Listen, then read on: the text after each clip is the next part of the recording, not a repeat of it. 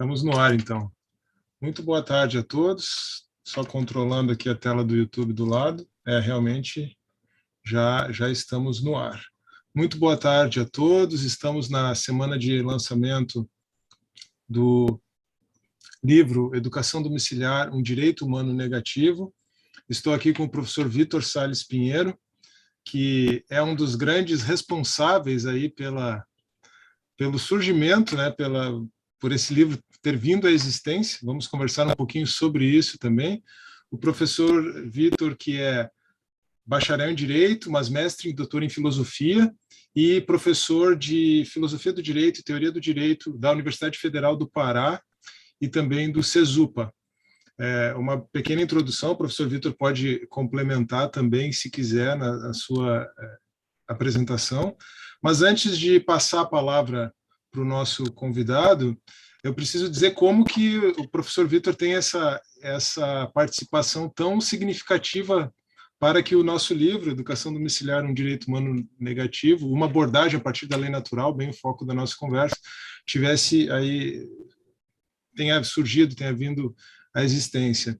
Nós nos conhecemos num evento ano passado, um evento online, palestramos no mesmo dia, professor Vítor, no evento da Associação Brasileira de Cristãos na Ciência, e depois desenvolvemos um contato que foi muito produtivo, todo ele virtual nesse tempo de pandemia, né, como não pode ser diferente, mas encontramos esses pontos de contato, aí, o interesse pela educação domiciliar, o interesse pela tradição da lei natural.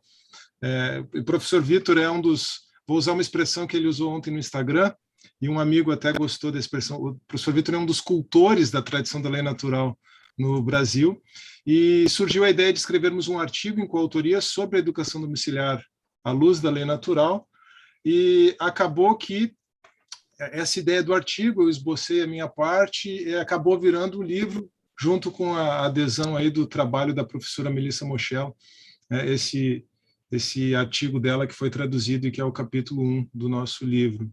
Depois o professor Vítor fez uma revisão muito acurada do livro, deu sugestões muito boas, inclusive a sugestão do nome ao final veio da parte dele. Trocamos direito natural por direito humano, e podemos até conversar um pouquinho sobre essa relação entre a tradição da lei natural e os direitos humanos. Mas, professor Vítor, a palavra está com você.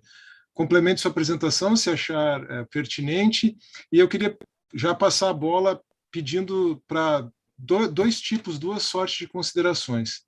Primeiro, sua impressão sobre esse ressurgimento, ou esse surgimento, essa força da tradição da lei natural no Brasil.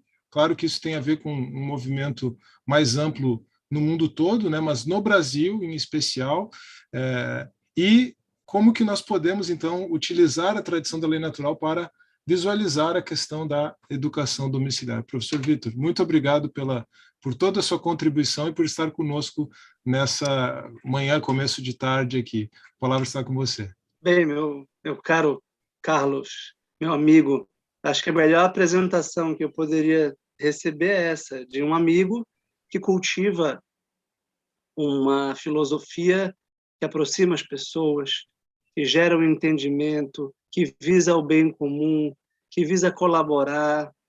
Eu, como praticamente todo mundo, tive uma experiência traumática no começo da minha trajetória acadêmica, quando eu percebi a vaidade, a competição, a rivalidade de acadêmicos e professores que queriam disputar uns com os outros e que achavam que os outros eram concorrentes de um cargo, de um inimigo. Então, como a nossa fé cristã nos vê, como nos faz perceber o outro como, no fundo, um irmão a quem a gente deve amar e aprender, para mim é sempre uma alegria profunda encontrar um professor com quem eu possa colaborar e de quem eu possa aprender.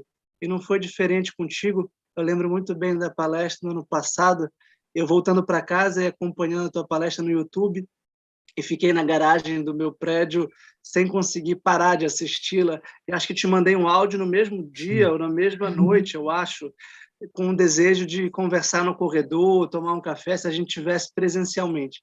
E que bom que há males que vêm para o bem, que a nossa amizade frutificou. A gente falou de cultura, e esse é um tema que eu quero tocar em relação tanto à forma geral do teu livro. É um livro culto, é um livro de cultura, é um livro que fecunda, que germina, que semeia novas possibilidades de pensamento e que está ligado à educação, que é intrinsecamente cultural, fecundar na alma de uma criança, de um adolescente, de um jovem, ideias, possibilidades intelectuais, e ninguém melhor do que os pais para fazer isso, com a ajuda ou não do Estado e da sociedade. Então, para mim, é natural, para usar e brincar com o adjetivo, é natural que a nossa amizade tenha prosperado, e eu fico muito feliz de ter ajudado, embora não tenha ajudado como inicialmente eu queria, e eu fico muito feliz, e quero começar dizendo que bom que tu não me esperaste, que bom que Deus quis que fosse esse caminho, porque foi o caminho perfeito, foi o caminho excelente. Eu atrapalharia se eu adiasse, se eu prendesse para a nossa coautoria. Eu realmente tenho colaborado com muita gente que tenta estar se aproximando desse tema, porque a filosofia da lei natural ela permite uma interpretação geral sobre a realidade. Ela é propriamente uma filosofia no sentido clássico, permite a fundamentação de uma visão de mundo geral que articula o mundo natural, o mundo moral, o mundo transcendente da realidade divina. Então, a lei natural está ligada à lei positiva, à lei divina, à lei eterna, e isso me fascina, porque eu acho que o direito vai ser muito, e aí eu começo a explicar o que a gente estava falando, vai ser muito mais bem compreendido à medida em que ele se abrir para a realidade humana como um todo.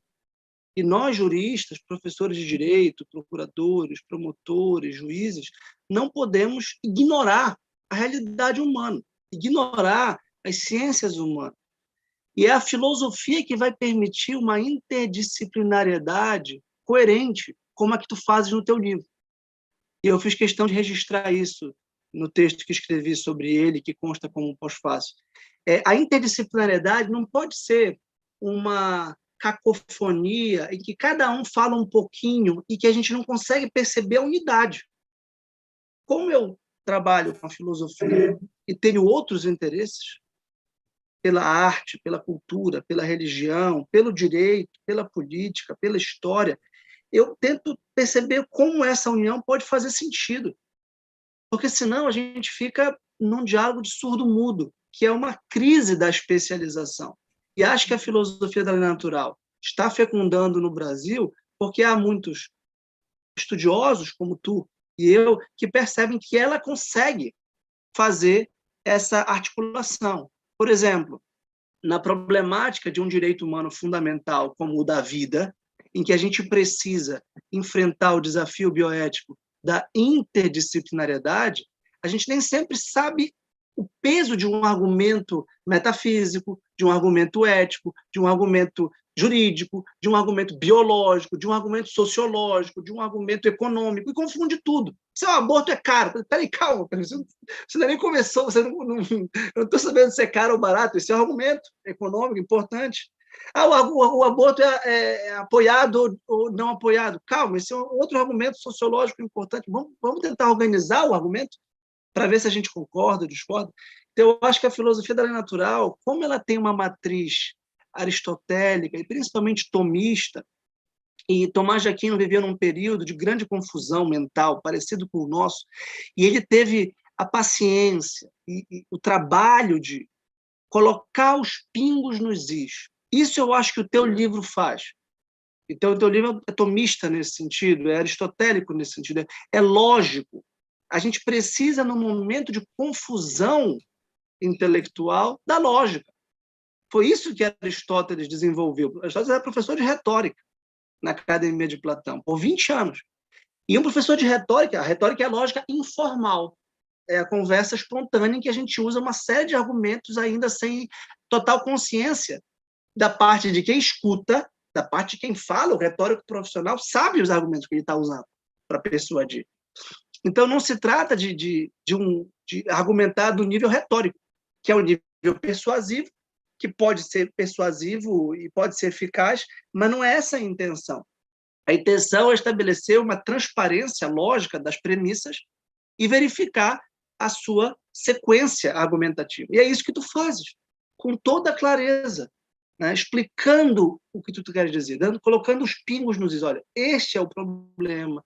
Ninguém está indo contra a educação escolar, mas está defendendo a possibilidade de os pais exercerem um direito que é primário, que é primordial, que é pré-político. Isso não quer dizer que eles não tenham uma responsabilidade ainda maior sobre os filhos, não estão abandonando intelectualmente os filhos. Porque quando tu apresentas a premissa assim, ninguém em sã consciência, e numa consciência sadia, vai negar. Ao passo que o debate público é visto como os pais que querem impedir a educação dos filhos. Meu Deus, é 100% o oposto. São os pais radicalmente preocupados com a educação dos filhos. Não são os pais despreocupados.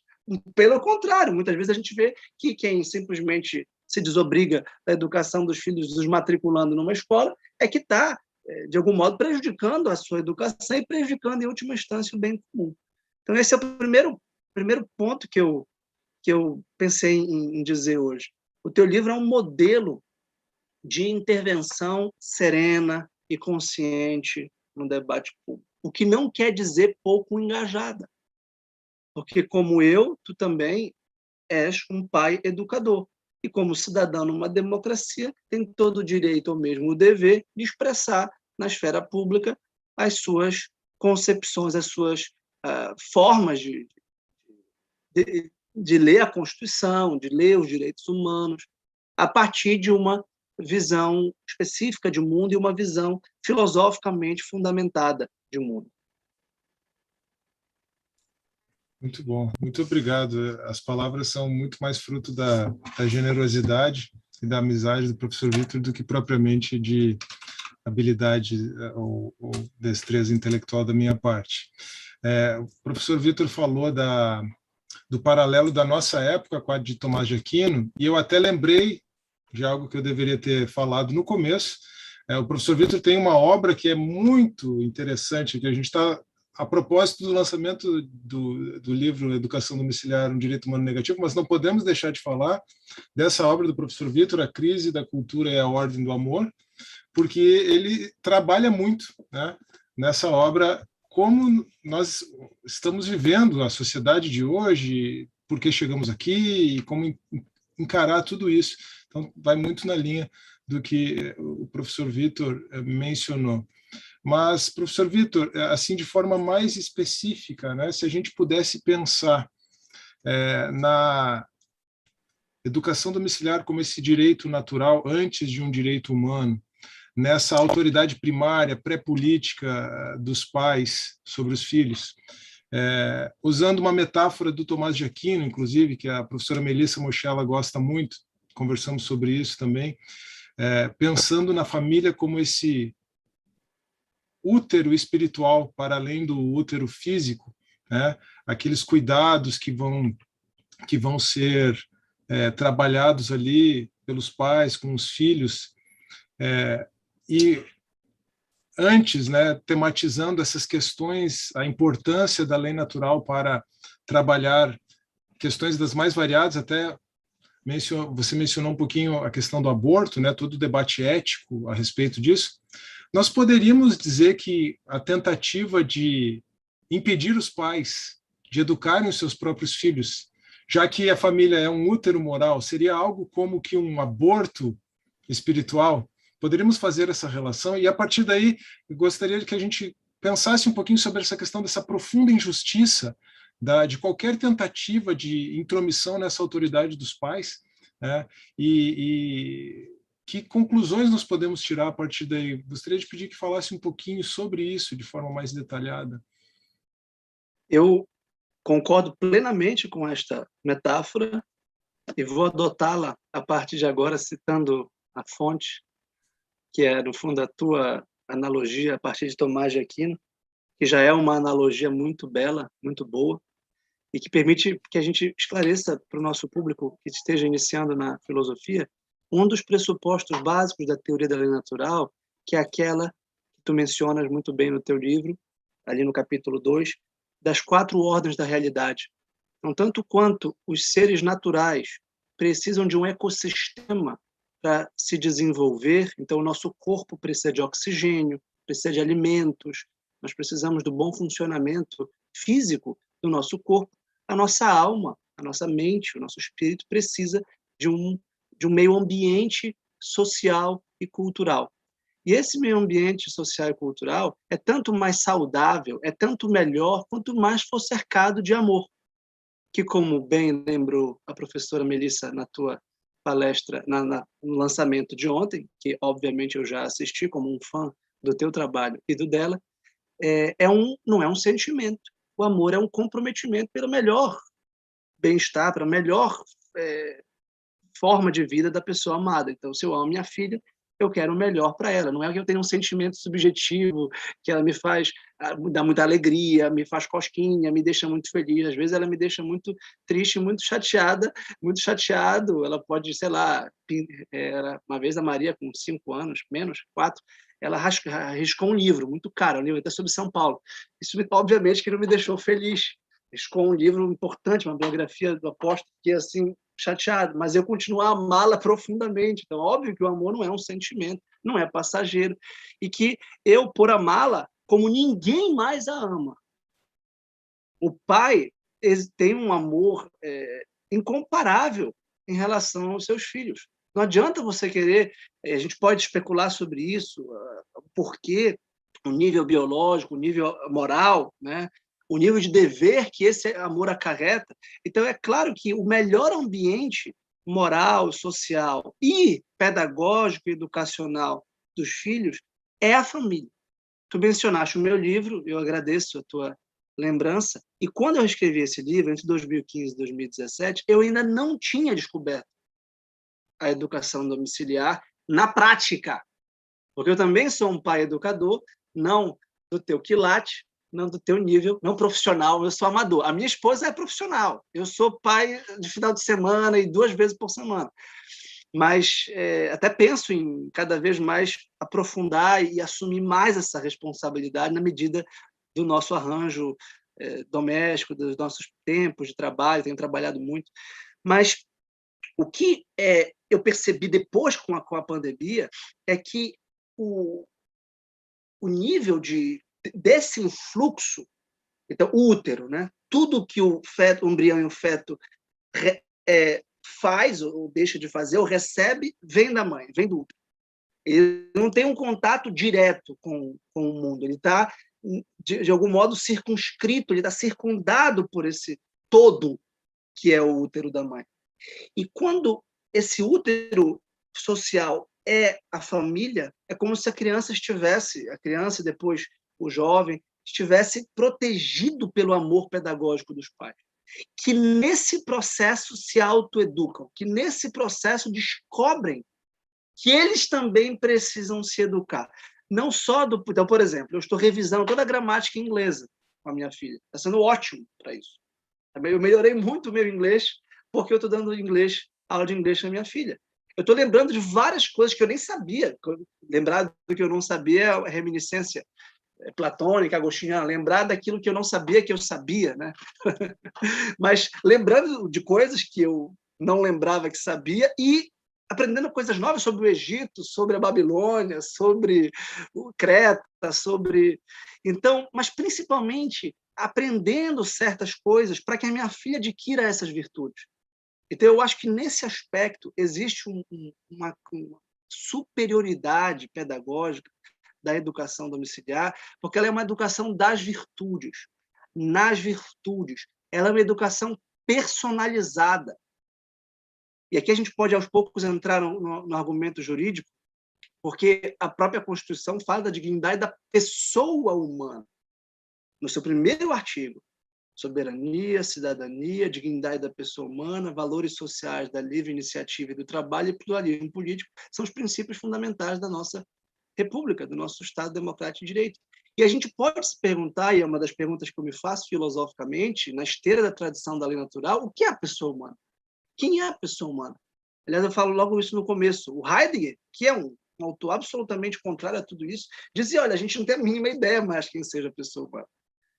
Mas não por ignorância, mas por excesso de informação caótica e dispersa. O médico vai dizer uma coisa, o pedagogo vai dizer outra, o pai vai dizer outra, a mãe vai dizer outra, o professor vai dizer outra, o jurista vai dizer outra, o juiz vai dizer outra, o sociólogo vai dizer, peraí, quem é a pessoa humana? E quando eu fui estudando as filosofias políticas, Carlos, aqui, depois eu vou passar a bola para ti, eu quero te ouvir sobre isso, parece que a família foi desaparecendo da filosofia política. É uma coisa assustadora. Até o Locke ainda fala, o Hobbes ainda fala, mas parece que depois o individualismo vai tomando força e o indivíduo vai sendo pensado solto ao lado do Estado, como se houvesse dois atores, indivíduo e Estado. Mas isso não tem o menor sentido. Não tem o menor sentido. O indivíduo está sempre circundado por uma sociedade da qual ele depende para sobreviver. Qual sociedade? Obviamente que vai ser a sociedade dos genitores, sociedade familiar, que é a primeira célula. Então, e esse é o pressuposto da política de Aristóteles. A política de Aristóteles começa família, vila, polis. E hoje a gente tem uma super polis, eu acho que a gente não tem mais polis, a gente perdeu a polis há muito tempo. Né? E é um outro problema grave para a nossa política, uma política sem polis, como dizia o Fegel. Então, recuperar essa noção elementar da família a partir do tema da educação é um núcleo prismático do qual a gente pode pensar uma série de outros fatores. Então, o teu livro ele apresenta não só uma questão específica, ele apresenta várias questões. Talvez são 6 capítulos, talvez no mínimo 6 questões que podem ser aprofundadas. E esse é o sentido da cultura, do cultor de um tema. Quem sabe mais 6 livros vêm daqui, por outros autores, cada um aprofundando esses capítulos. Então, eu diria que, além do individualismo, o outro risco grave é do coletivismo, estatismo. Ou o indivíduo está solto, e todo mundo acha isso uma grande virtude. Eu acho isso horrível. Né? Um amigo meu falou assim, olha, eu sempre falo do casamento, falo dos filhos, dos pais, da família. Meu amigo falou assim, não, eu não tenho nada disso. E eu falei, tu és feliz? Tu sinceramente achas isso bom? Dia de domingo não teve a quem prestar satisfação. Olha, isso é horrível. Claro que, por um lado, a gente às vezes queria deitar e descansar. Tu não, porque tu és um corredor, tu vais querer correr aí 10 quilômetros. Tu és daquele que não descansa. Eu olho para as tuas corridas e falo, caramba, acho que eu vou dar uma corridinha aqui, porque o Carlos chega motiva. Mas é claro que a gente quer descansar, às vezes, e dá a impressão de que a sociedade é um fardo. Por outro lado, existe um vazio, porque a pessoa humana não foi feita para o isolamento. A solidão pode ser uma coisa boa, para o descanso, inclusive para a contemplação e para a oração. Solidão, não o isolamento. Então, e por outro lado, isso é o individualismo. Por outro lado, o coletivismo, querer coletivizar, massificar, politizar, que são as propostas da pedagogia política para formar cidadãos, que em si não está errado, em si não é um problema. O problema é quando você forma um cidadão sem formar uma pessoa. Está formando um soldado. Né? Por exemplo, as educações militares na Prússia. Você esquece que você é uma pessoa humana e vira um soldado. Essas pessoas leiam lá o Homem Sem Qualidades, do Musil. Isso é uma tragédia. Você despersonaliza o indivíduo. E a escola pode despersonalizar o indivíduo.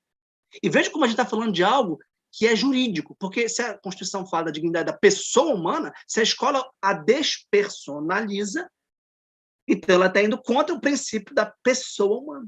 Ao passo que a família sempre personaliza. Porque a família é o local em que a gente é tratado como seres únicos e irrepetíveis. E isso, a educação domiciliar, tem essa função extraordinária. Uma mãe está olhando para um filho como um ser único.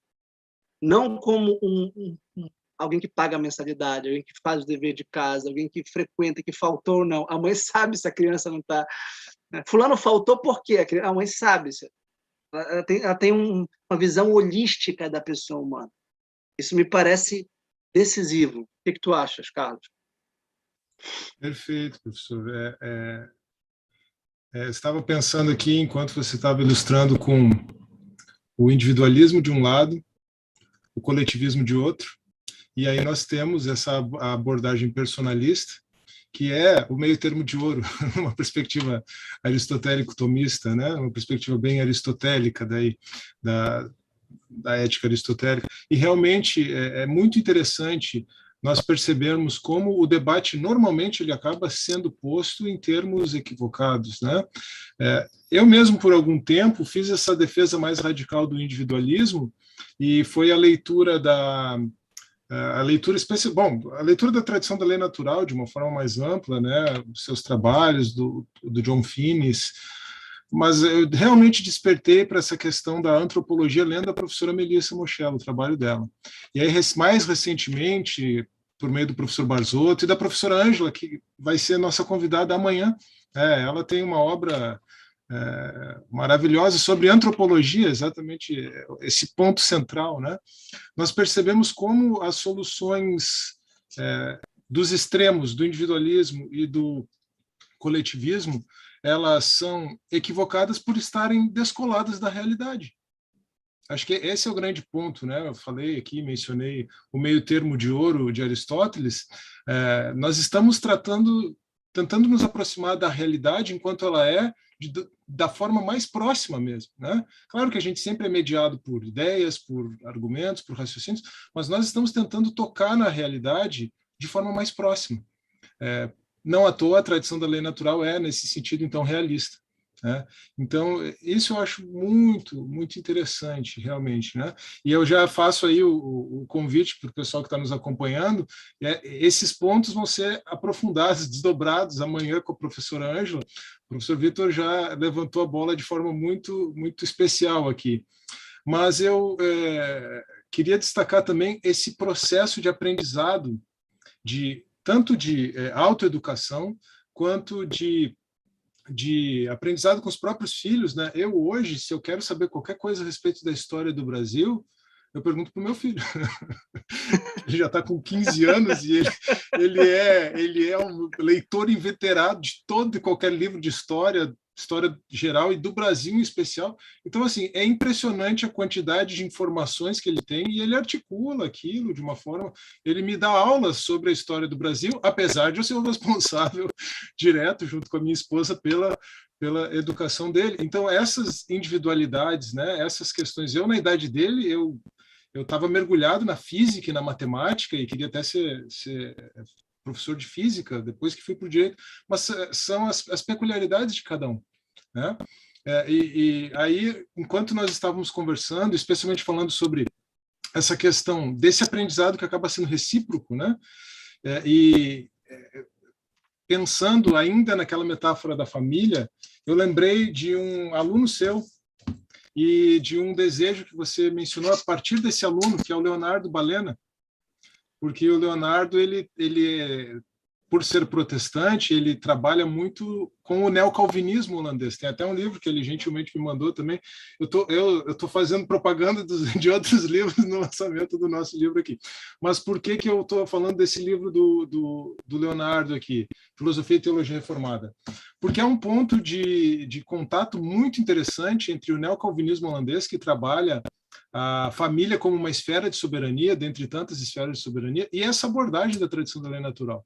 E foi muito interessante de questionar a própria professora Melissa, parecia evidente que ela não tinha tido contato com o trabalho do Abraham Kuyper, por exemplo, porque não estava referenciado, né, na obra dela, e ela disse, realmente, eu não conheço, não tenho conhecimento do trabalho deles e gostaria de conhecer um pouco mais. E quando a gente se despe daquela arrogância, daquela rivalidade mencionada no começo, né, como isso pode ser frutífero, né? Esse livro ele acabou sendo construído dessa forma. A professora Melissa prontamente se interessou por participar. Todas as suas contribuições foram fantásticas, inclusive essa questão da família como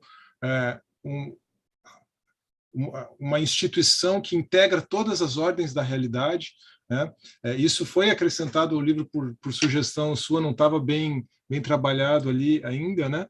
Mas voltando para aquele ponto central, eu usei numa palestra esse sábado uma metáfora que foi um pouco inspirado na leitura do Depois da Virtude, do Alasdair MacIntyre. Né? Eu mencionei na palestra, assim, de forma meio espontânea, que a tradição da lei natural ela é como a espinha dorsal da filosofia moral ocidental. Mas nós vivemos um momento em que essa espinha dorsal está fraturada. Eu não sei se o Alasdair MacIntyre chega a usar esse tipo de analogia, mas claramente o argumento dele é esse. Não cheguei a algum ponto do livro para comecei só a leitura, né? Então nós estamos com uma espinha dorsal fraturada, como se nós estivéssemos com uma lesão séria. A nossa sociedade moralmente, então, ela está perto da paralisia paraplégica ou tetraplégica, enfim. E nós estamos num trabalho de cirurgia,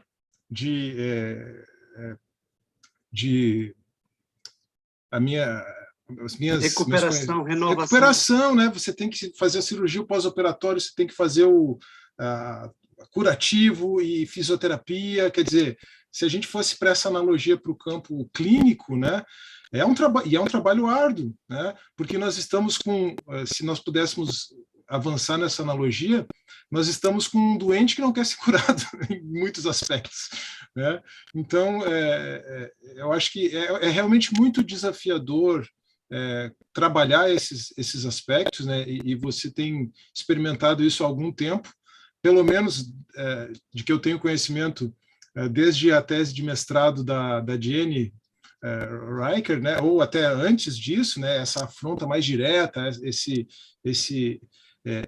tipo de oposição totalmente unilateral e totalmente sem sentido, porque a coisa vem com uma ferocidade que jamais que não é resposta a qualquer tipo de ferocidade no argumento, na colocação. Eu sei que tem muita gente fazendo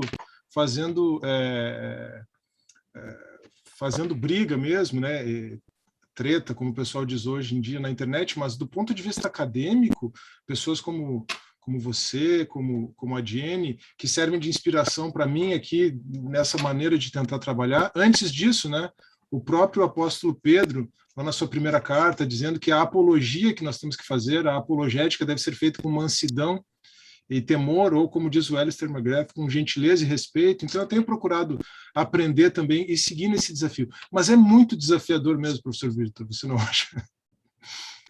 Isso é um dos argumentos que eu mostro no pós-fácil que eu escrevi, é a tua personalidade de educador e de intelectual se manifesta no livro. E esse livro é uma aula do ponto de vista substancial e formal, porque ele é sereno, ele é calmo, ele é objetivo, sem deixar de ser engajado e contundente.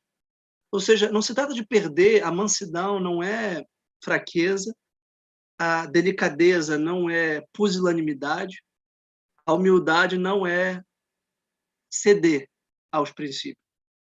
E eu sempre me defendo na filosofia, em nome da filosofia. A filosofia é a busca pela verdade. Isso pressupõe refutar os erros. Então, é claro que o teu livro refuta os erros. A gente está criticando o individualismo, a gente está criticando o coletivismo, a gente está defendendo uma liberdade que seja uma liberdade articulada ao bem comum. E olha que interessante, quando a gente defende a educação domiciliar, a gente não está se opondo à educação escolar. Elas podem ser complementares e pode haver... O pai e a mãe decidem se, eventualmente, os filhos vão ter só a educação escolar. Mas a recíproca não é verdadeira, porque há quem queira impedir a educação domiciliar, diminuindo, portanto, a liberdade. E, portanto, impedindo um útero social muito mais propício para o desenvolvimento da personalidade humana e, portanto, da dignidade da pessoa humana, articulada com um bem comum. Então, imagina se o teu filho sabe bem história do Brasil, é claro que ele vai ser um cidadão muito mais consciente dos destinos da sua pátria. E não se trata de comparar o teu filho com o outro. É claro que o rendimento intelectual de quem tem educação domiciliar costuma ser estratosfericamente superior. E, de fato, quando a minha filha está com crianças da mesma idade, é até assim, um pouco constrangedor. Mas não se trata de concorrer, porque minha filha não está disputando com elas o vestibular, o teu filho não vai disputar um cargo. Trata-se de que a minha filha vai poder, eventualmente, contribuir para o bem comum, por ser uma pessoa mais bem educada, mais bem formada, mais madura. Porque a educação não é só o treinamento intelectual, mas o amadurecimento da personalidade. E a educação domiciliar permite um amadurecimento muito maior da personalidade, pela atenção muito mais próxima. E aí, claro que pessoas vindas de família cujos pais são educadores, que têm essas virtudes, repito, não são virtudes só do intelectual público, porque quando eu te chamei de intelectual público, professor, jurista, pesquisador, eu disse que a tua personalidade, tudo isso, está, de algum modo, qualificada pelo fato de tu seres um educador. Então, tu seres alguém que tem, por exemplo, total consciência da complexidade do ser humano, porque quem educa um filho sabe que o ser humano é muito complexo. Mas um jurista, um juiz, criticando os nossos pares, os nossos colegas, um professor de filosofia pode não saber. Um procurador do Estado pode não saber. Um juiz de direito pode não ter a mínima ideia da complexidade do ser humano. Mas dificilmente um pai não terá essa característica. Então, é claro que o pai tende a ser muito mais paciente, o pai educador, muito mais paciente, muito mais perseverante, muito mais tenaz, muito mais dedicado.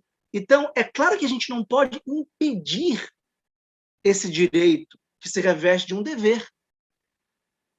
A gente não está propondo o fechamento das escolas, mas há quem proponha a impossibilidade das casas serem lares educadores. Então, vejam que aqui é a mesma coisa quando eu debato o aborto.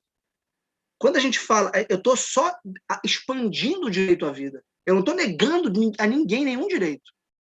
Porque ninguém tem o direito de acabar com a vida de outra. Isso não é direito. Não adianta você dizer. O aborto não pode ser considerado um direito. É como dizer o direito ao homicídio. É completamente diferente. O direito à legítima defesa, o direito à sobrevivência, o direito à própria vida, sim. Mas não o direito a abortar. Então, a mesma coisa, a gente não está fechando a porta, a gente não está diminuindo a liberdade social. A gente está tentando permitir que esta célula máter, esta célula fundamental prevista pela Constituição, se fortaleça por uma atividade pedagógica específica, testada há muitos séculos. Muito bem. Enquanto estávamos conversando aqui, eu também lembrei de algo que surgiu nessa palestra de sábado, nos debates com a minha audiência muito atenta e muito participativa, que toca precisamente na questão do coletivismo, do extremo do coletivismo, e tem um pouco a ver com essa, eu anotei assim como um insight, essa assimetria entre educação domiciliar e escola, porque a partir daquilo que você acabou de falar, né? Eu não estou impedindo ninguém de ir para a escola, não queremos fechar a escola, mas pode ser que as pessoas estejam pretendendo impedir os pais de educarem seus filhos em casa, né? Vemos isso no âmbito do debate público, cada vez isso parece mais absurdo aos meus olhos, espero que pareça também aos olhos de quem possa ter contato com o livro, mas é muito interessante que, de fato, quando nós tematizamos essa questão em vista de individualismo, coletivismo e personalismo, a única abordagem educacional que parece funcionar em termos de política pública é a subsidiariedade. Porque, do contrário, não há como preservar liberdade de crença, liberdade de convicção, liberdade pedagógica, que a própria Constituição consagra, se não for na perspectiva da subsidiariedade, né? Essa educação obrigatória, com matrícula em escola compulsória, obrigatória nesse sentido, né? Não no sentido de instrução obrigatória, mas matrícula compulsória na escola, currículo obrigatório, impossibilidade de que os pais, inclusive, apresentem objeções de consciência, que é uma questão que a professora Melissa trabalha muito na sua obra, né, ao considerar os direitos educacionais dos pais de forma mais ampla, e isso acaba refletindo, claro, na educação domiciliar. A gente pode começar tematizando a partir da escola, mas chegando na educação domiciliar, realmente é impossível, é simplesmente impossível querer preservar liberdade, querer preservar autonomia pessoal, autonomia familiar, sem permitir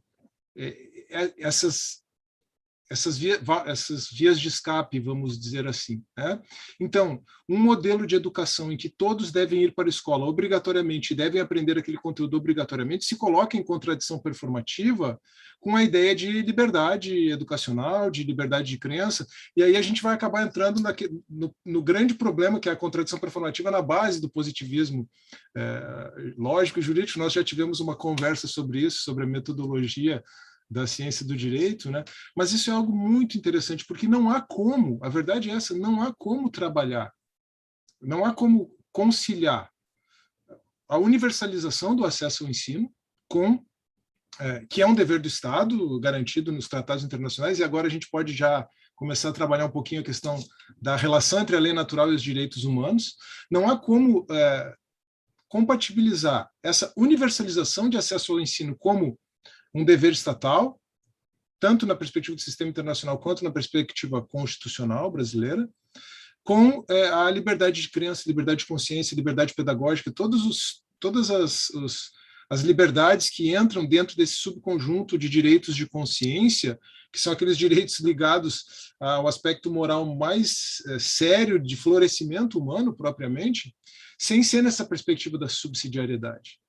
Com isso, professor Vitor, eu gostaria de pedir para que comentasse algo ainda nesse sentido, acrescentasse algo que achasse importante, mas também, especialmente, que falasse um pouquinho dessa questão da tematização do próprio Sistema Internacional de Proteção dos Direitos Humanos à luz da tradição da lei natural, que também me parece que é a única maneira que nós temos de realmente operar o Sistema Internacional de Proteção dos Direitos Humanos de uma forma eficaz. Eu sei que você tem trabalhado isso, os pesquisadores associados também, o professor Luiz Fernando Barzotto é uma grande referência nesse sentido aqui no Brasil, então gostaria de ouvi-lo um pouco a respeito disso também. Afinal de contas, aí um último esclarecimento, né? A própria alteração do título do livro, de direito natural para direito humano, foi sugestão do professor Vitor, tanto em razão dessa articulação, da qual nós vamos falar um pouquinho mais, quanto em razão do impacto acadêmico, até mesmo do impacto retórico, podemos dizer assim, porque as pessoas tendem, no ambiente acadêmico em geral, tendem a rechaçar qualquer coisa que seja rotulado como um direito natural num primeiro momento. Mas se você fala em direitos humanos, direitos humanos, vamos prestar atenção nisso aí. E como a gente realmente está fazendo isso, né? Está trabalhando um direito humano, porque essa primazia educacional dos pais está consagrada no Sistema Internacional de Proteção dos Direitos Humanos. O Sistema Internacional garante a dignidade da pessoa humana, assegura a dignidade da pessoa humana, e não há como pensar em dignidade sem ser nessa ótica personalista, né, me parece. Então, essa sugestão foi bastante importante também para a própria configuração final do livro. Mas, professor Vitor, então, essa questão dos direitos humanos, com essa questão dos direitos humanos e da tradição da lei natural em especial, eu devolvo aí a palavra para você.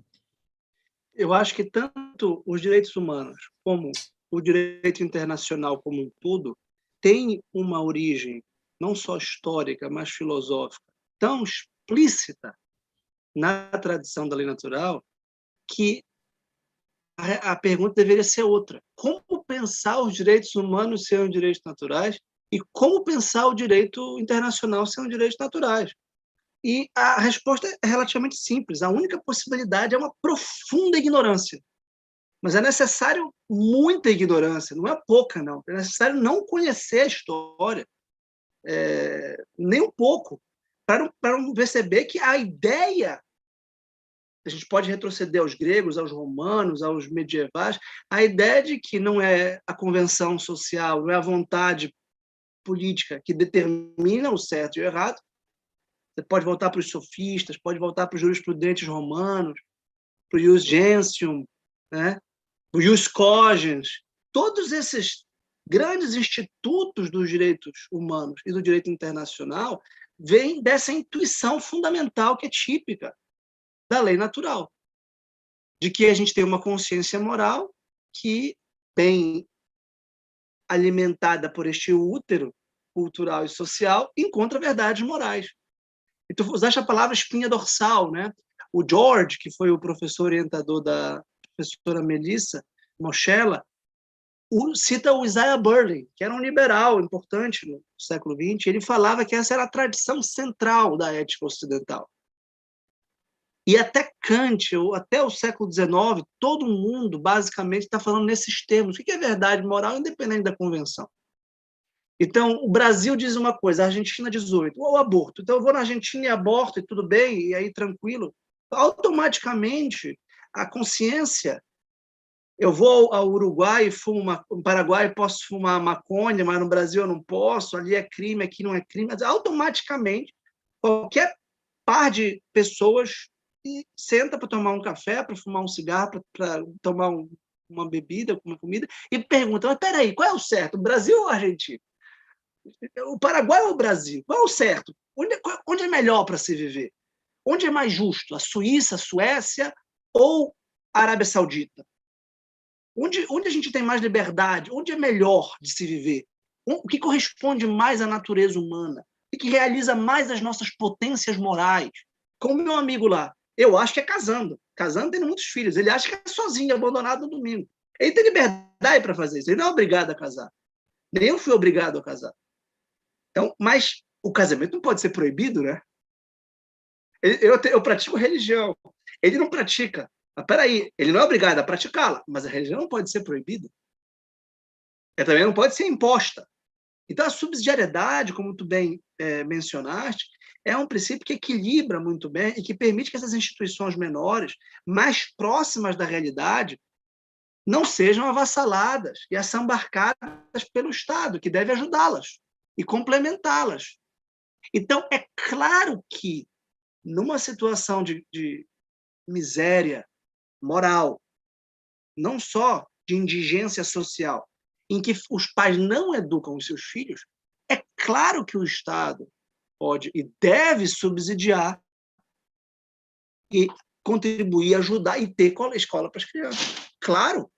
Da mesma forma que se a criança não tem como comer em casa, ela deve poder merendar, ela deve poder se alimentar pelo Estado. Mas é óbvio também que ela deveria poder se alimentar fisicamente pelos pais, pela família, pela casa. Assim como ela deveria se alimentar intelectualmente pelos livros, de preferência, essa biblioteca linda que tu tens. Mas se essa biblioteca não está disponível para o cidadão, para o filho, que ele possa ter um acesso a uma biblioteca desse nível na escola. Então, o que a gente está falando aqui é a complementação, o enriquecimento, que o filho tem que ter acesso à alimentação e tem que ter acesso aos livros, seja no Brasil, seja na Argentina. E essa é a intuição fundamental do direito internacional. Então, a dignidade da pessoa humana não pode depender da prosperidade econômica de um país. Não pode depender do desejo político de um partido da direita ou da esquerda de promover o desenvolvimento social. Porque a dignidade humana não depende, nesse sentido, do partidarismo político, não depende da prosperidade econômica, mas é o mínimo necessário para que as pessoas floresçam e prosperem. Então, é muito... Eu já orientei, por exemplo, uma dissertação sobre os jus cogens do direito internacional a partir da lei natural. E a minha pergunta, quando eu comecei a orientar, eu falava assim, mas espera aí, alguém desconfia? Alguém... assim, eu acho que é o contrário, não dá nem, isso nem é uma hipótese, isso aqui não dá nem para assim, não dá nem para começar a defender algo que é óbvio. É óbvio que essa é uma intuição da lei natural e que só faz sentido no âmbito de um realismo moral, que se subtrai aos reducionismos, seja do empirismo, seja do idealismo. O Barzotto, a quem eu também admiro profundamente, ele também é um amigo pessoal, mas um autor importante da nossa tradição da lei natural no Brasil, tem esse artigo Direitos Humanos como Direitos Subjetivos, e tu mencionas muito bem no teu livro, que deve ser referido, que menciona exatamente isso. Sem um realismo dos direitos naturais, da lei natural, os direitos humanos ficam embaraçados, ficam assim, eu não sei, é universal, mas é abstrato, então é para todos, não é para ninguém ao mesmo tempo, ou então é empírico e particular, é um imperialismo norte-americano ou da ONU, que não vale na China ou na Rússia. Então, peraí, então não é direitos humanos. Então, são dilemas que não são teóricos no sentido abstrato, mas que são práticos e que nós, na academia, temos o dever de traduzir e de explicar, que é o que tu fazes no teu livro. O teu livro ele apresenta com muita clareza, olha, o problema é este. As famílias não podem ser proibidas. O Estado não tem a faculdade de intervir a ponto de proibir que as famílias exerçam um direito que é humano e natural negativo. E a questão da linguagem é muito importante, porque, de fato, se a gente fala natural, a gente encontra, e muitas vezes, Carlos, tu falaste do episódio da Jenny, tu falaste de todo o meu trabalho, e eu não tenho medo, de fato, não é uma paixão que me domina, pelo contrário, eu me sinto muito responsável por explicar. Claro que tem gente que não quer ouvir, muitas vezes é ignorância, é ausência de conhecimento. Então eu vou concordando com o que a pessoa está dizendo e falo, isso aí é lei natural. Ah, como assim? Não, não pode ser. Parece que eu xinguei a pessoa, né? Parece que eu acabei de cometer uma injúria, quase um crime. Não, tudo que você falou aqui pertence à lei natural. A lei natural defende a liberdade das pessoas, defende a igualdade profunda das pessoas, qualificada pelo bem comum. Qualificada, tanto quanto a liberdade e a igualdade são valores e verdades morais, independente das pessoas valorizarem a liberdade e a igualdade, a fraternidade também. E eu oriento aqui um trabalho sobre a fraternidade. O bem comum é o que dá sentido a tudo isso. Aos direitos humanos, a essas liberdades civis. Então, a gente precisa de uma teoria moral sólida para garantir a convivência harmônica dessas liberdades. E o que a gente quer é simplesmente a convivência em paz de igualdade de famílias educadoras e de famílias não educadoras. Nada mais justo e legítimo numa sociedade que é democrática e que é plural. Olha, minha família é educadora, a sua não é? Tudo bem. Aliás, a família sempre é educadora, ainda que não receba esse título formalmente. E vejam que isso pode gerar, como deve gerar, uma cultura da educação familiar. Muitos amigos, muitas pessoas ao nosso redor não fazem o homeschooling, mas atentam para a importância, por exemplo, de ler para os filhos. Sim, isso é muito importante destacar, né? Toda família é uma família educadora, ou deve ser compreendida como uma família educadora, independentemente de os pais adotarem essa decisão mais séria de chamar para si essa responsabilidade. Porque é isso que a tradição da lei natural vai nos dizer. Talvez algumas famílias hoje, um dos problemas dessa fratura seja a falta de consciência disso que muitas famílias têm. Essa é uma questão importante também. Mas não existe esse antagonismo, não pode haver realmente. Pelo menos da nossa parte não tem. Né? E por isso tu foste muito feliz no teu livro ao articular, no capítulo 3, o bem humano básico do casamento, que é o fundamento da família natural. O casamento conjugal, a união fecunda de homem e mulher num tipo de relação aberta à vida, com possibilidade de geração de vida, reveste a família de uma importância pedagógica extraordinária. Claro que com o enfraquecimento do casamento e com a mistificação do que é o casamento, com o obscurecimento da natureza do casamento, também se perde de vista o que é a família. E eu acho que a gente está num movimento cultural de recuperar o que é a família, o casamento, a família e, portanto, a paternidade e a maternidade responsáveis do ponto de vista pedagógico. Porque isso está muito ligado. Tu mencionaste o meu livro, eu também tento investigar esse tipo de relação, tanto que eu começo a vida social falando da família. Eu falo da vida moral, que é a relação que a gente tem da nossa própria liberdade, autoconhecimento, autocontrole, virtudes, e depois a célula na qual nós aprendemos tudo isso, em primeiro lugar, que é a família. Muito bom. Professor Vitor, eu não tenho palavras para agradecer, não apenas o convite, mas está sendo verdadeiramente uma aula até aqui, muito enriquecedor para mim, antes de qualquer coisa, mas tenho certeza que para os nossos convidados aqui também. Eu vou até ver se tem alguma participação aqui para registrar, antes de passar a palavra para o encerramento. Ó. A Sara, dizendo que foi uma boa analogia com o aborto, ficando à margem da lei, sofrendo denúncias. Penso que muitos pais que gostariam de ficar em casa entregam seus filhos na escola com muita tristeza, quase como se houvesse uma imposição de um aborto em razão desse ambiente social desfavorável. Né? A Carla, acho que foi quando eu falei do meu filho, né? A minha filha de 9 anos também lê muito e me dá aula de história do Brasil. Às vezes não precisa ter 15, pode ser mais novo, e imagino que o professor Vitor esteja tendo esse tipo de experiência também com os filhos dele, que são de uma idade um pouquinho mais mais novos, né? A Sara também, de novo, realmente a sociedade está cada vez mais desconectada da família.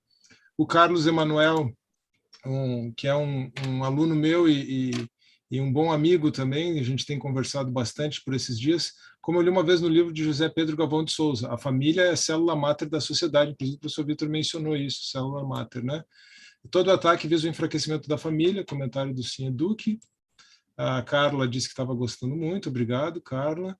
Mais um comentário do Sim Duque. Hoje as pessoas são muito beligerantes e querem ganhar tudo no grito, infelizmente. A Sara, precisamos de literatura como este livro para esclarecer e delimitar nossos direitos. Obrigado, Sara.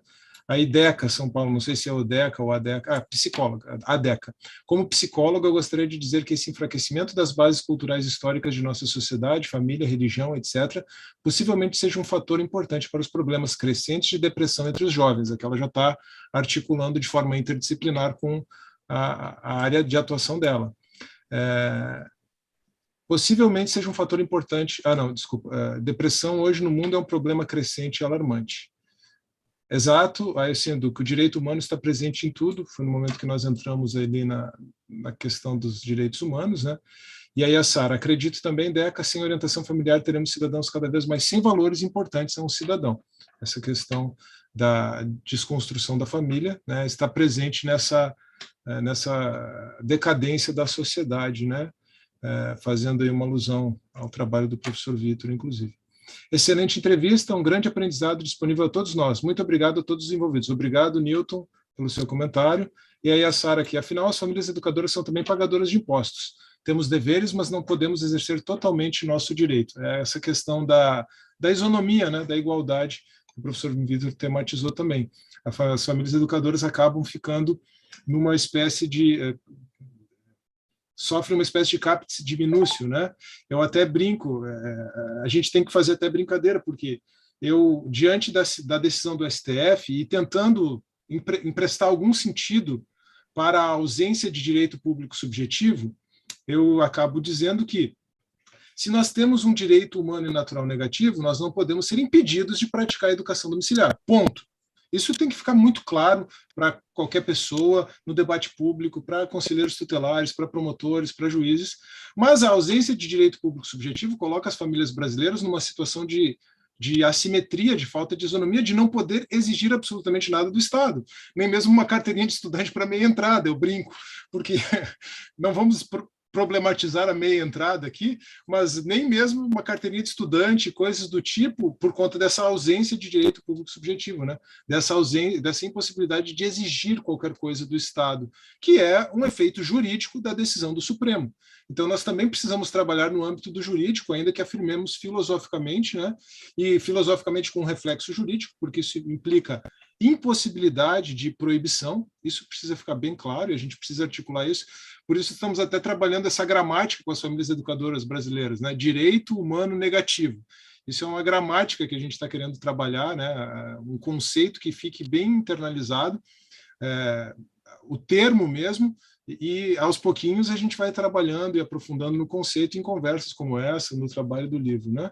Só mais um comentário da Maria Beatriz aqui. O que sinto é que se o governo nos tem nas mãos, o que sinto é que o governo nos tem na mão, eu acho. Uma vez fui alfabetizar minha filha em casa, a professora me repreendeu quando ela soube. Falou que não era aceitável o meu método. Aqui a gente vê um problema, claro, né, de falta de compreensão da subsidiariedade por parte da professora, aparentemente, né, querendo tolir esse direito tão natural, tão intrínseco da mãe. Professor Vitor, aproveitei para fazer o registro do pessoal que nos acompanhou aqui até agora, e aí eu devolvo a palavra, pedindo aí, como eu pedi também para a professora Melissa, uma última palavra para as famílias educadoras brasileiras, ou se quiser complementar qualquer coisa, acho que algum ponto precisaria ser melhor trabalhado, fique à vontade para fazer isso também, mas eu lhe devolvo a palavra então para nós já nos encaminharmos para o final aqui. E, claro, agradeço muito toda esse histórico, né? Esse último ano, desde que nós nos conhecemos ali, para mim, foi muito, muito fecundo, muito produtivo. E todo esse nosso contato, ele rendeu exatamente, precisamente, frutos muito bons nessa busca conjunta, né, dos bens humanos básicos, do conhecimento e da amizade, né? Falando de dois bens humanos básicos aí lá do Finis, me parece que, para mim, pelo menos, foi muito enriquecedor, contribuiu muito para o meu florescimento humano, também para usar mais uma expressão da gramática aí, da tradição da lei natural. Professor Vitor, então, com essas palavras de agradecimento, eu devolvo a palavra para palavras de encerramento. Muito obrigado, meu amigo. Minha palavra é de gratidão e de agradecimento. Eu espero que sejam as primícias desta amizade e ainda da tua investigação e da tua contribuição para a nossa comunidade, não só acadêmica.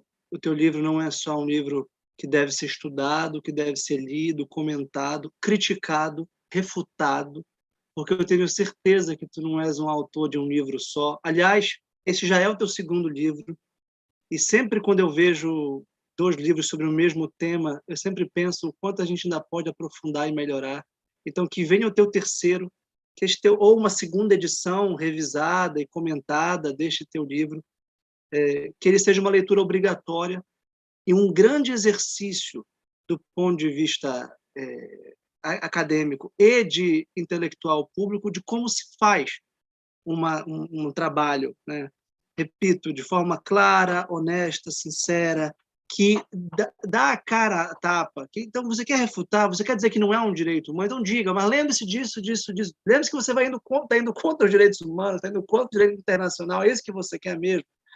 Então, você é contra os direitos humanos? Você é contra o direito humano à vida? É isso que você tem que perguntar para quem é a favor do aborto. Você é contra o direito humano fundamental a que uma criança seja educada da melhor forma possível e tenha o seu melhor interesse respeitado? É isso, né? E acredito que a gente está, com paciência e serenidade, contribuindo para que, de fato, a nossa sociedade seja mais justa, seja mais fraterna, seja mais igualitária, seja mais inclusiva. Ninguém é contrário a esses ideais, que são universais e que pertencem a nós todos. Mas as famílias não podem ficar amordaçadas, aprisionadas, amedrontadas, porque ninguém floresce com a paixão do medo, a que eu me referi ainda há pouco. A paixão do medo, pelo contrário, ela estorva a nossa inteligência, as nossas ações. A gente fica passivo e fica acorrentado. Eu não posso falar isso, eu não posso pensar isso, eu não posso educar o meu filho, eu vou preso. Imagina, você está fazendo a coisa mais importante. Quando eu vejo uma mãe, eu agradeço. Penso, puxa, o que você está fazendo é o que é de mais importante a ser feito. E ninguém pode substituir você. Você está educando uma nova pessoa para a humanidade, que pode contribuir de forma ilimitada.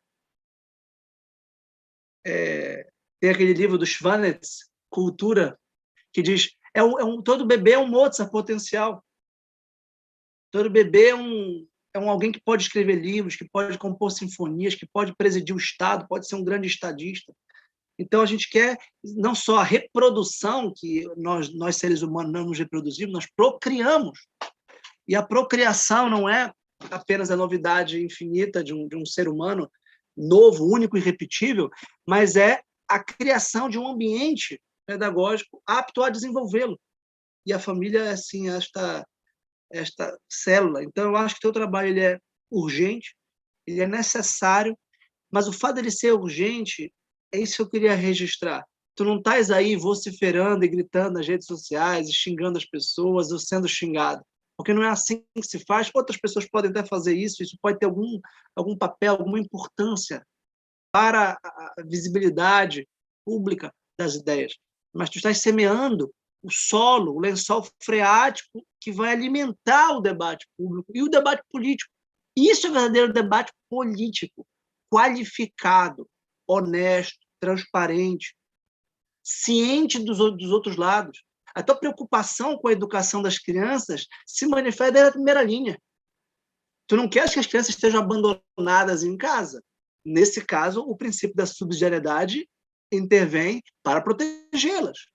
Então, quando a tua preocupação no capítulo 6 das iniciativas legislativas, o modo como tu, como jurista, tentas estabelecer o tipo de instituto como direito subjetivo que protege o tipo de prerrogativa que tem as famílias, então tudo isso deve prosperar, deve fecundar. Eu espero que os livros de direito constitucional, os livros de direito internacional, que os livros de filosofia do direito, todos tenham o teu como uma referência, referenciem essa tua articulação, que, a meu ver, se sustenta, que é sólida, com a qual eu concordo, e pela qual eu te parabenizo. E eu fico muito honrado de ter participado, de algum modo, dessa produção, que eu espero, repito, seja logo superada por uma melhor e maior, e que por ti e por outras pessoas.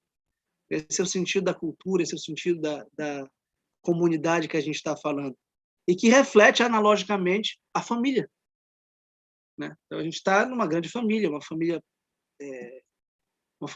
política, uma família espiritual. A gente tem que se ajudar e ajudar as pessoas que ignoram isso.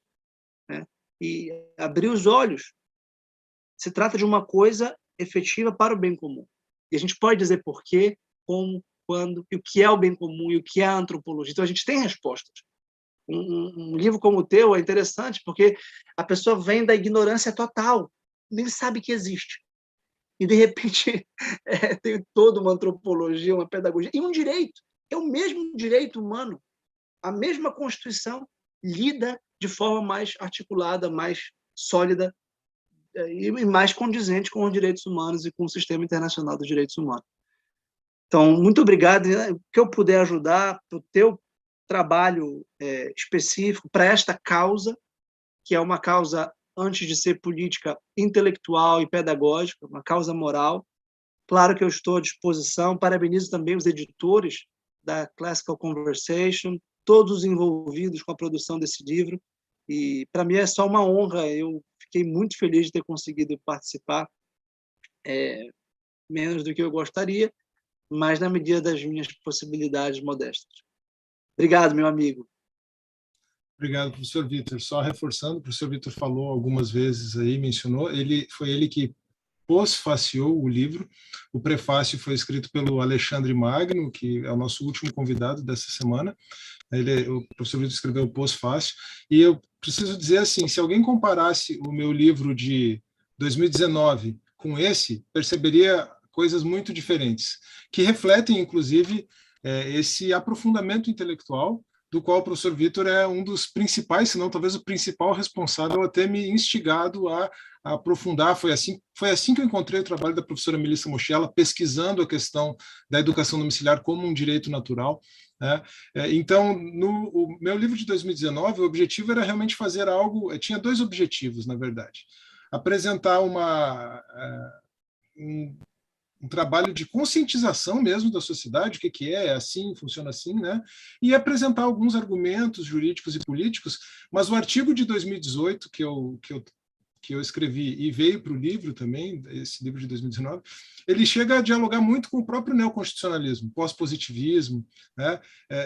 E apresenta soluções numa perspectiva individualista também do austro-libertarianismo. Quer dizer, agora a gente vê realmente um aprofundamento muito maior, algo que posso dizer é muito mais sólido, porque está dialogando com uma tradição muito mais anterior e mais robusta, né? E o convite, o desafio fica feito, tanto para mim quanto para qualquer outro, né? Qualquer outro pesquisador, pesquisadora, de aprofundar, de seguir, porque a educação domiciliar, a filosofia, a família, a vida intelectual precisa disso, né? E eu fico muito feliz por termos pessoas como o professor Vitor trabalhando nisso de forma árdua, incansável, né? No Brasil, hoje em dia, certamente é uma inspiração para todos nós aqui. Professor Vitor, muito obrigado. O pessoal que está nos acompanhando amanhã, temos a doutora Ângela e na quinta-feira o Alexandre Magno, né? Mas continuem conosco, então. O link para o livro está na descrição do vídeo. E, professor Vitor, mais uma vez, muito obrigado. Um grande abraço para você, para sua esposa, para sua família, para seus filhos aí. E um grande abraço a todos que estão nos acompanhando, nos acompanharam por mais de uma hora. Muito obrigado a todos. Obrigado, Carlos. Um grande abraço.